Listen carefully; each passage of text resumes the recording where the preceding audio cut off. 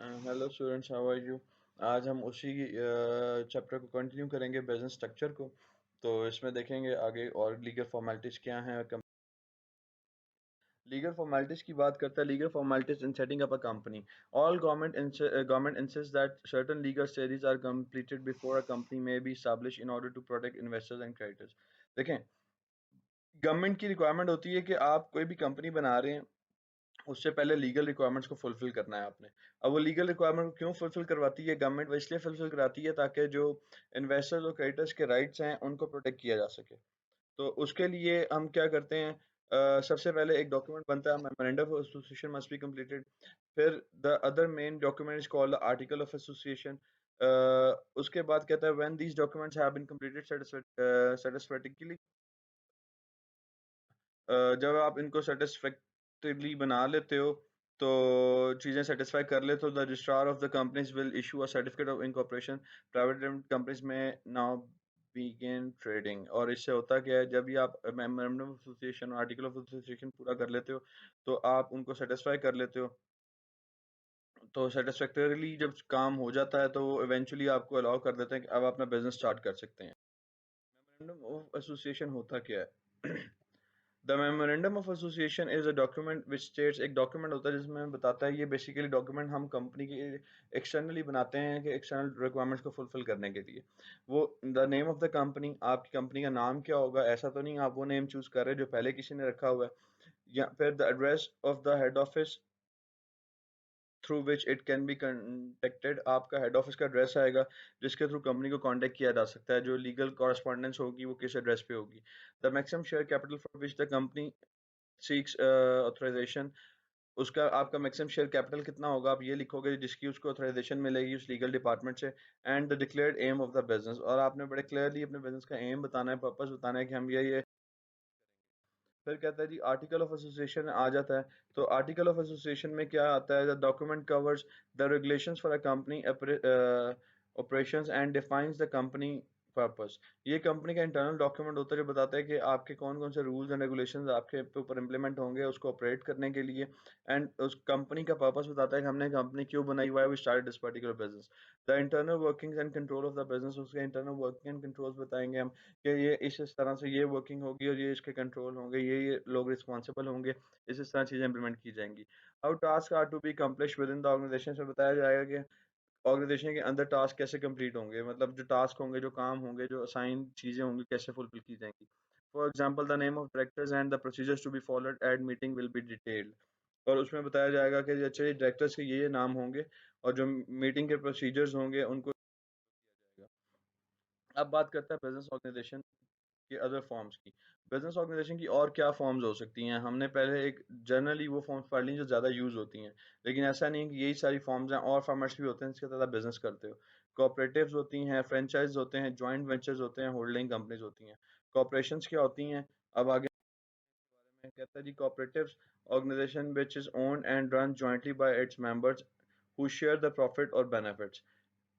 ये एक ऐसी ऑर्गेनाइजेशन होती हैं जो कि मेंबर्स मिलके बनाते हैं कॉर्पोरेशन कॉपरेटिव्स, और उसके बेनिफिट्स और प्रॉफिट्स होते हैं उन्हीं मेंबर्स के साथ शेयर किए जाते हैं जो उसके मेंबर होते हैं। Certain features are common to all corporations. वो क्या क्या हैं, all members can contribute to the running of the business, sharing the workload, responsibilities, and decision making. In large cooperatives, some delegation to professional managers take place.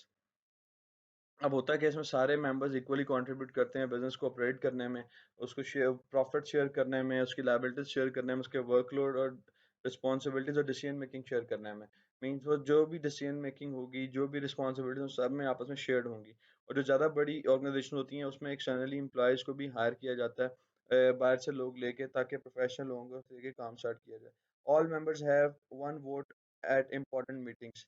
और हर meeting में हर member का एक vote होता है। जितनी भी इंपॉर्टेंट मीटिंग्स होती हैं, जो लीगल रिप्रेजेंटेशंस होती हैं आपकी, उसमें मेंबर का एक वोट काउंट होता है। Profits are shared equally among members. और जो प्रॉफिट्स होते हैं वो मेंबर्स के साथ इक्वली शेयर किए जाते हैं। अब इसकी एग्जांपल है जी, work cooperatives, workers cooperatives, producer cooperatives, housing cooperatives. ये सारी कोऑपरेटिव ऑर्गेनाइजेशंस होती हैं जो आपने अक्सर सुना होगा। अब इनके कॉपरेटिव्स के जैसे हमने पहले कंपनीज के एडवांटेजेस डिसएडवांटेजेस किए पढ़े, इनके भी एडवांटेजेस हैं और डिसएडवांटेजेस भी हैं।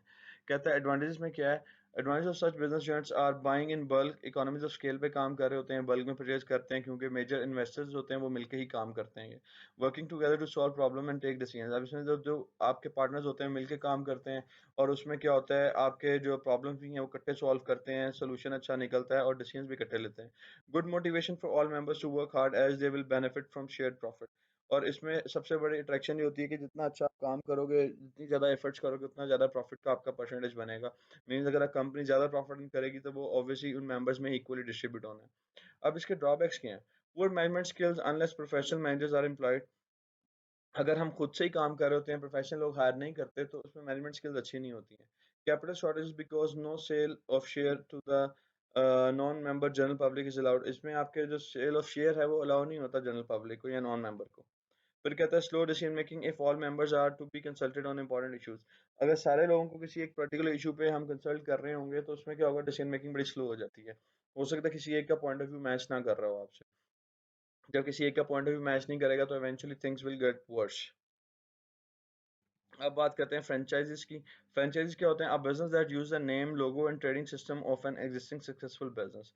आपने अक्सर देखा होगा आपने अक्सर देखा होगा जो बड़ी कंपनीज, इंटरनेशनल कंपनीज होती हैं, उनके आउटलेट्स जो हैं हमारे पाकिस्तान में, हमारे लोकल शहरों में भी खुले होते हैं। जैसे सबसे बड़ी एग्जांपल मैकडॉनल्ड्स है हमारे पास। मैकडॉनल्ड्स है इंटरनेशनल कंपनी जिसका फ्रेंचाइज पाकिस्तान में भी है, लेकिन उसके फ्रेंचाइज किसी एक लीगल प्रोसीजर के बाद मिले हैं किसी एक बंदे को, वो हर एक इंडिविजुअल को नहीं मिलते।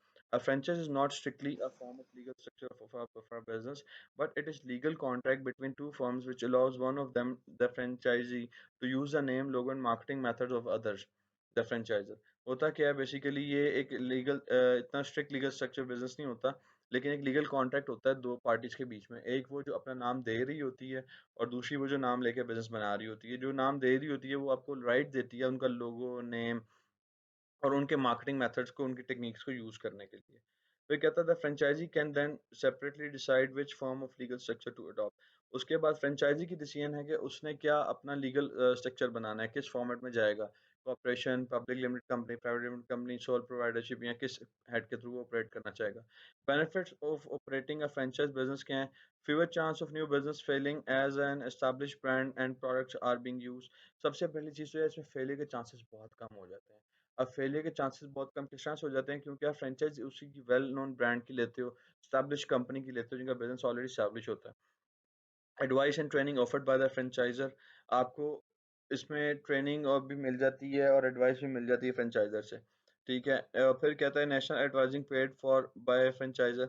आप इसको, आपकी जो इंटरनेशनल एडवर्टीजमेंट है वो फ्रेंचाइजर खुद ही कर रहा होता है, क्योंकि अपनी कंपनी करनी है तो आप उसकी कंपनी ही का ब्रांड चला रहे हो।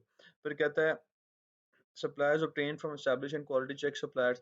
अब इसमें सप्लायर्स हैं वो भी फ्रेंचाइजर डिसाइड करता है कहाँ से आएंगी, जहाँ से वो ऑलरेडी ले रहे होते हैं। तो इसका मतलब है स्टैंडर्ड्स जो होते हैं वो भी पूरे मीट हो रहे होते हैं, उसमें कोई प्रॉब्लम नहीं आती है। Franchiser agrees not to open another branch in the local area. और जो फ्रेंचाइजर होता है वो उससे एग्री करता है कि मैं इस एरिया में एक ही ब्रांच खोलूंगा और लोकल ब्रांच उस चीज़ की नहीं खोलूंगा। अब इसके सब बेनिफिट्स के साथ साथ इसकी लिमिटेशंस भी हैं। तो पॉसिबल लिमिटेशंस क्या हैं? शेयर ऑफ प्रॉफिट्स और revenue has to be paid to franchiser each year. आपने अपने रेवेन्यू का या प्रॉफिट का कुछ परसेंटेज फ्रेंचाइजर के साथ शेयर करना होता है, जो आपके लीगल एग्रीमेंट में डिसाइड हुई है परसेंटेज, वो परसेंटेज आपने हर हाल में पे करनी है। Initial franchise licence fee can be expensive, that's true. Franchise business में सबसे बड़ा प्रॉब्लम जो आता है, इनिशियल फ्रेंचाइज फीस आती है, वो बहुत ज़्यादा होती है। और टेक्निकली वो फ्रेंचाइज फीस के पैसे आपके जो हैं बाउंड हो जाते हैं वंस यू पेड। उसके बाद बड़े लंबे लेंथी प्रोसेसेस हैं कि आप वो वापस कैसे लोगे, जब बिजनेस बंद करोगे उसमें डिडक्शंस क्या-क्या होंगी, ये सारे मामला। फिर कहता है लोकल प्रमोशन में still have to be paid for by the franchisee. और इसकी जो लोकल प्रमोशन है वो फ्रेंचाइजी ने खुद करनी है। हालाँकि ज़िम्मेदारी फ्रेंचाइज़र की है, ब्रांड फ्रेंचाइज़र का है, but when it comes to local operations तो वो फ्रेंचाइजी की रिस्पॉन्सिबिलिटी है। No choice of suppliers to be used. अब इसमें एक और बड़ा डिसएडवांटेज है कि आप अपनी मर्ज़ी की सप्लायर्स और सप्लायर यूज़ नहीं कर सकते। जो डिसाइडेड है, आप वही यूज़ करोगे, जो पैटर्न सेट है उसी को फॉलो करेंगे। strict rules over pricing and layout of the outlet reduce owners control over their on business। अब इसमें होता है कि जो उनके strict rules and regulations हैं, प्राइसेस ये होंगी, लेआउट ये होगा, उसका डिज़ाइन ये होगा, ठीक है, उसमें आपको सब में फील होता है कि जी आपके अपने बिजनेस में आपका कंट्रोल जो है बड़ा लिमिटेड सा हो गया है। मेजर चीज़ें वो हेड ऑफिस ही उसको कंट्रोल कर। इसी तरह एक और टाइप है जिसे हम जॉइंट वेंचर्स कहते हैं। जॉइंट वेंचर्स कहते क्या होते हैं, two or more business agree to work closely together on a particular project and create a separate business division to do so. दो कंपनीज मिलती हैं, एग्री करती हैं कि हम एक पर्टिकुलर प्रोजेक्ट के लिए इकट्ठे अलायंस बनाते हैं और एक नया बिजनेस बना के या नया डिवीजन बना के इसको काम करते हैं। The reasons of joint ventures are cost and risk of a new business venture are shared. This is a major consideration when the cost of developing new product is raising rapidly. अब ये इसका best advantage क्या होता है कि जो आपका cost और रिस्क है वो शेयर हो जाता है डिफरेंट दोनों बिजनेस वेंचर्स के बीच में। ये एक बहुत बड़ा मेजर कंसिडरेशन है क्योंकि आजकल के दौर में कोई बिजनेस स्टार्ट करते हैं उसकी जो कॉस्ट है दिन ब दिन बहुत ज़्यादा बढ़ती जा रही है और इसी तरह जो उसका लॉस है वो भी शेयर्ड हो जाता है। तो रिस्क जो है वो बेसिकली शेयर्ड हो जाता है। Different companies might have different strength and experiences and they therefore fit well together.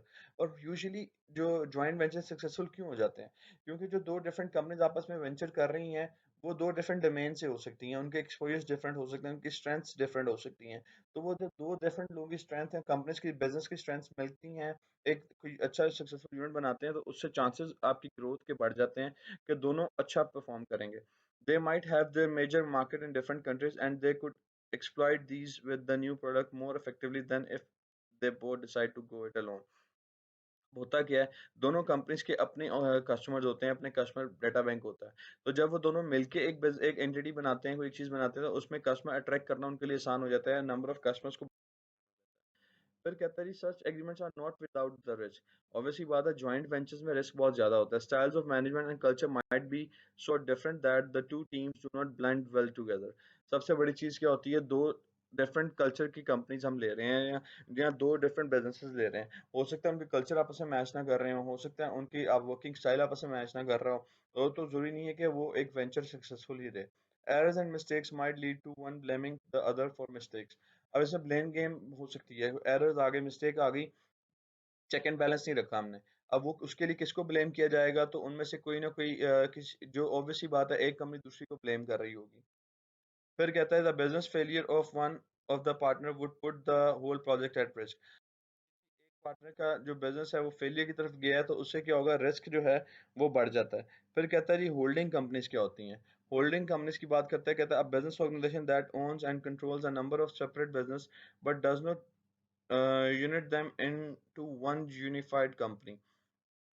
कोई एक ऐसी बिजनेस ऑर्गेनाइजेशन जो कि डिफरेंट बिजनेसेस को ऑन कर रही है लेकिन उनको इकट्ठा नहीं कर रही। मींस आप बिजनेसमैन हो, अज्यूम करो आपकी मल्टी कंपनीज हैं, आपकी आप मल्टी डायमेंशन में बिजनेस कर रहे हो, लेकिन आप उन सारे बिजनेसेस को हेड को एक वन यूनिट में नहीं लेके आ रहे, उनको कंसिडर नहीं कर रहे, तो जितने जितने हेड्स होंगे सारे होल्डिंग्स बनती जाती हैं आपकी। कहता है often the separate business are in completely different markets and this would mean that the holding company had diversified interest। इसमें होता क्या है कि आपकी जो डिफरेंट बिजनेसेस होते हैं डिफरेंट मार्केट्स में होते हैं, तो आपके जो होल्डिंग कंपनीज हैं उनके इवेंचुअली क्या होता है, आपके उसमें इंटरेस्ट जो हैं वो डेविएट हो जाते हैं। और इसी तरह से जब आप कहते हो keeping the business separate means that they are independent for each other for major decision और पॉलिसी चेंजेस। अब जब सारे बिजनेसेस को सेपरेट रख रहे होते हो तो इवेंचुअली क्या होता है, हर बिजनेस आपका उसकी पॉलिसीज अपनी होती हैं और उसके डिसीजंस भी अपने होते हैं। Yet there will always be possibility of centralized control from the directors of the holding company over really crucial issues such as major new investment। हाँ, ये इसमें होता है कि जो डायरेक्टर्स होते हैं सारी वो कंपनीज के, वो उसमें इंटरवीन कर लेते हैं, कोई क्रिटिकल इशू आ जाए उसको या कोई न्यू इन्वेस्टमेंट रेज करनी हो तो उसके लिए। फिर बात करते हैं पब्लिक सेक्टर एंटरप्राइज और पब्लिक कॉर्पोरेशंस की। A business enterprise owned and controlled by the state as also known as nationalised industry. कोई भी ऐसी कंपनी जो कि कोई भी ऐसा बिजनेस जो कि स्टेट ऑन करती है, जैसे आपकी हमारी स्टील मिल है, पीआईए है, आपकी रेलवे है, तो उसे हम क्या कहते हैं, नेशनलाइज्ड इंडस्ट्री कहते हैं। Public sector organisation do not often have profit as a major objective. और जो पब्लिक सेक्टर ऑर्गेनाइजेशन होती है उनका मेजर ऑब्जेक्टिव प्रॉफिट नहीं होता। इनके एडवांटेजेस भी हैं, डिसएडवांटेजेस भी हैं। एडवांटेज क्या है, manage with the social objective rather than the solely with profit objectives. ये बेसिकली हम सोशल ऑब्जेक्टिव, सोशल कॉज के ऊपर काम कर रहे होते हैं, ना कि प्रॉफिट मेकिंग ऑब्जेक्टिव के ऊपर। फिर ये बेसिकली आप पब्लिक वेलफेयर के लिए काम कर रहे होते हो। Loss making services might still be kept operating if the social benefit is greater enough. और इसकी जो लॉस मेकिंग सर्विसेज हैं उनको भी आप स्टिल यूज़ कर रहे होते हो क्योंकि वो पब्लिक बेनिफिट में है। जैसे अगर हम अपने लोकल एग्जांपल लें, लाहौर से ऑरेंज ट्रेन हो गई, मेट्रो बस सर्विस हो गई, वो डेफिसिट में जाती हैं तो गवर्नमेंट उनको सब्सिडी देती है, लेकिन वो पब्लिक इंटरेस्ट के लिए अच्छी हैं तो उनको बंद नहीं किया जा सकता। Finance raise mainly from the government, इसमें पैसे कहाँ से रेज किए जाते हैं? गवर्नमेंट से रेज किए जाते हैं। डिसएडवांटेज के tendency towards inefficiency due to the lack of strict profit targets।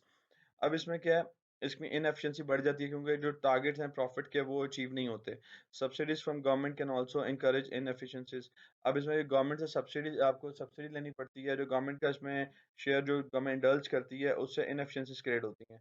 Government में interfere in business decision for policy reasons, for example by operating a new branch in a certain area to gain popularity. अब इसमें government का involvement बढ़ जाता है क्योंकि government को subsidise कर रही है, गवर्नमेंट सब्सिडी दे रही है, पब्लिक इंटरेस्ट के लिए प्रोडक्ट प्रोजेक्ट चल रही है। जी, थैंक यू फॉर दिस। आज के लिए इतना ही था हमारा। सो इंशाल्लाह ताला फिर नेक्स्ट लेक्चर में मुलाकात होगी। इन केस अगर कुछ आपको समझ नहीं आता, feel free to contact me, you can contact me on any platform.